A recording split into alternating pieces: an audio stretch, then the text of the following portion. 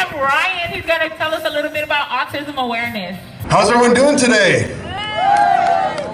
So, I have a question for you. What was your favorite toy as a child? Some of you may have liked action figures.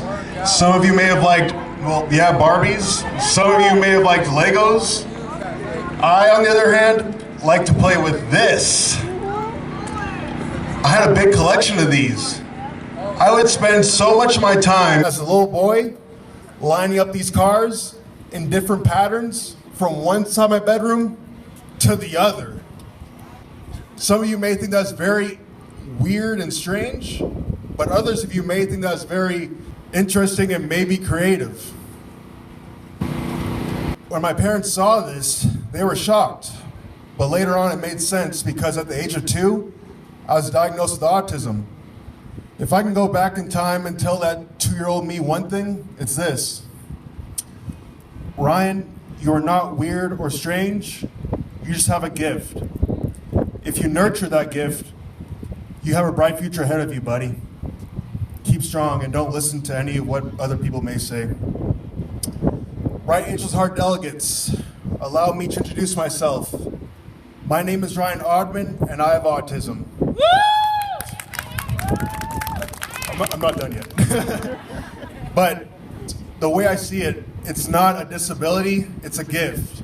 I do believe autism is a gift, and let me tell you why. I'll be going over standing out in the crowd, the struggles of autism, and my supporters of autism. So let me just start by saying that I do understand that and know that everyone handles autism differently. Everyone has their own story. There's a different degrees of autism in the spectrum, from being severely autistic to high functioning autism. But overall, do not feel ashamed, do not feel embarrassed, and do not feel afraid to say you have autism. There's a lot of great things to having autism. Great things that I don't think society is even aware about today. In Charlotte, North Carolina, there's a skateboarding shop called Black Sheep.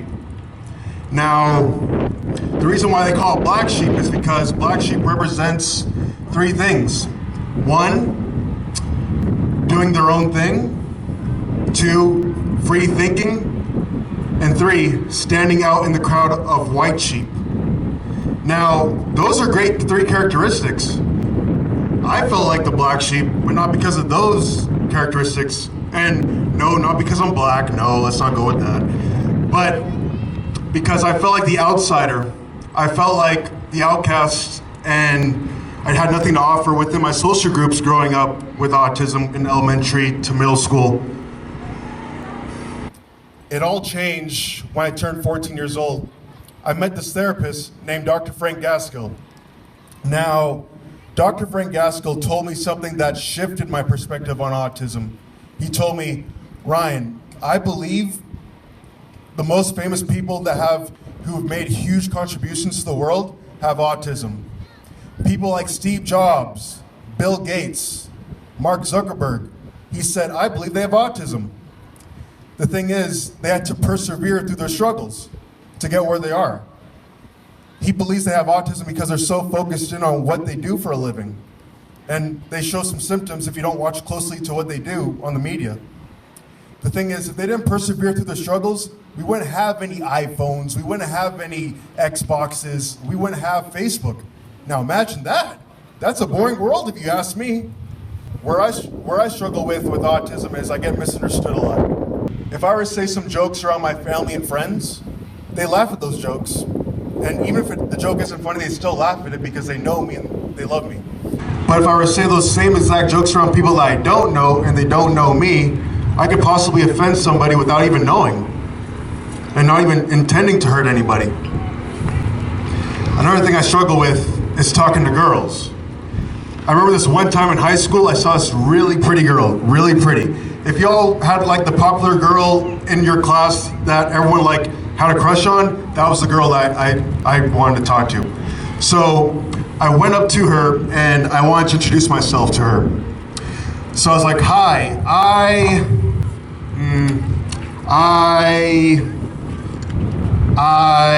She was just like, is something wrong with my eye? I was just like, I gotta go. I was just like, oh my gosh, did I really just choke like that? Oh my gosh. I embarrassed myself in front of the whole senior class, I remember.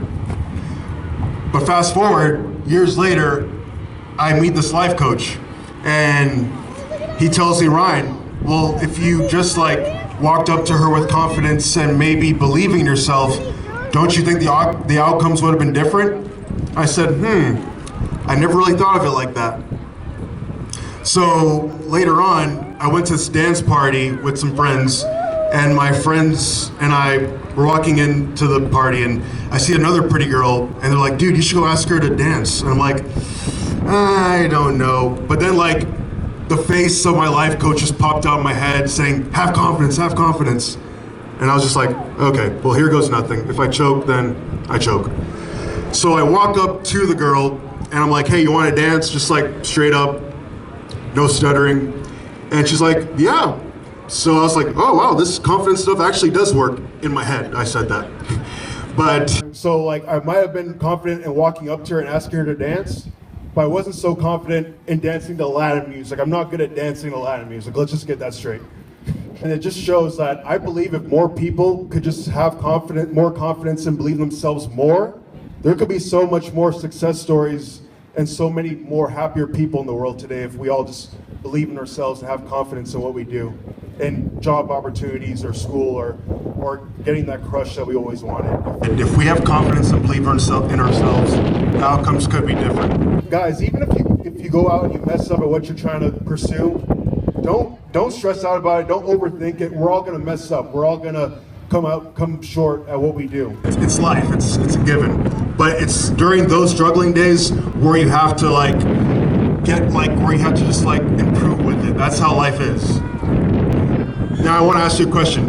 Who are your heroes? Who are your supporters? Who are the people in your life that get you all pumped and hyped like Tigger? Not the people that get you all drained and depressed like Eeyore. That was a depressing character, I remember. That person would have to be my mother, and she's visiting all the way out here from the United Kingdom. Love you, Mom. And I just want to commend all the mothers out there that have a child with autism. It's all thanks to your love and dedication that get your child to grow and to pursue their dreams. So keep the dedication, keep the love there, because it's going to pay off eventually. So I want every mother to look at their child right now. Every mother. Is there any mothers out there in the crowd? Raise your hand. All right, I want you to look at your child right now. If you don't have a child there, just look at the person right next to you. And I want you to repeat after me. Say, you have a gift. You have a gift. All right, now the people the children are out there, or whoever you said it to, I want you to reply back to them saying, thanks, Mom. All right, you had your corny moment there. That's good. All right. In conclusion, I just want to make one thing clear out of the speech. Autism, don't let the word autism define you as a person having a disability. Don't. If anything, let it define you as a person having a gift. Because, guys, I'm 21 years old. I had a lot of achievements with autism, getting my own apartment, working at Amazon, and going to college. But the thing is, through all the achievement, I still have my days where I struggle. I still have my days where I wonder if I'm going in the right direction. And there are days where I'm like, is it all worth it? But it's during those days where I had to reach out to my support people that got me to where I'm at today. My parents, my sister, friends from home, family, therapists, teachers, whatever. I reach out to them. And I have a strong feeling that anybody out there that has autism has a strong supportive group. They wouldn't be supporting that child with autism if they didn't believe they had something to give to the world. We all have the opportunity to be the next Mark Zuckerbergs of the next generation. The question is, will you pursue that? I know I want to go the high route in the world, but the question is, will you come up there with me? So, in conclusion, my name is Ryan Oddman. Saying autism is awesome. Thank you.